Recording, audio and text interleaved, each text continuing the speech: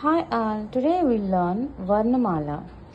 In this we have two parts called Swar and Vyanjan. Swar and Vyanjan is nothing but vowels and consonants. First we will see vowels. A, I, U, Ri, E, O, Aha. Next we'll see Vyanjans, nothing but consonants.